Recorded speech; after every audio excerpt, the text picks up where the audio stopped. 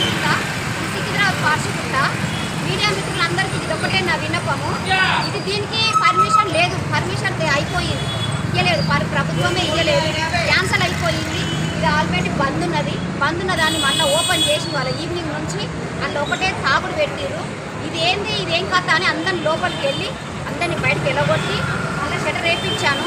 ఇక్కడ ఉన్న వాళ్ళ ఒక ఇద్దరు మొగోళ్ళు నా మీద గలీజ్గా మాట్లాడారు. వాళ్ళకు కూడా 2-3 పెట్లు పడ్డాయి. వాళ్ళందరినీ గెలిపిరు, మా కూరలంతా ఆటో కూరలంతా వాళ్ళని గెలిపిరు. కానీ దీనికి పర్మిషన్ ఎవరు ఇచ్చిండు? నాకు అది కావాలా. ఇది ఎట్లా ఓపెన్ అయ్యింది? ఇది ఓపెన్ అయితే మాత్రం ఒక్కొక్కరికి పెయ్యిలు వలిగిపోవాలి. ఇక్కడున్న సిఐ గారికి, భారత్ కూడా సిఐ గారికి ఇది ఒకటే చెప్తున్నాను నేను, ఇది ఓపెన్ కావద్దు సార్. ఇది మా లేడీస్ తప్ప చెప్పాలి. మా లేడీస్కి ఏదైనా ఇస్తే మేము ఏదో ఇంత ఉపాధి చేసుకుంటాం. దాంతో ఈ నానా కష్టాలు వాడి 5 ఇయర్స్ నుంచి దీనికోసం కొట్లాడితే ఏ దేవుడో కర్ణ ఇచ్చి ఇప్పుడు దాన్ని రాకుండా చేసిండు. ఇది మా ఆడవాళ్ళ బాధ. మీకు చెప్తున్నాం సార్, ఇది ఒక్కదాని మీద యాక్షన్ తీసుకోండి, ఇది ఓపెన్ కాకుండా చూడండి. ఇది మా రిక్వెస్ట్ సార్. ఇది ఖచ్చితంగా కేసు కావాలి. ఇది ఎవడు ఇచ్చిండో వాడు బయట పడాలి. ఇది ఓపెన్ కాకుండా చూసే బాధ్యత మీరే. ఇలా ఇంకా మీరు బండి కూడా పెడతాను మాకు చెప్పిర్రు, అట్లా కూడా బండి కూడా పెట్టలేరు సార్.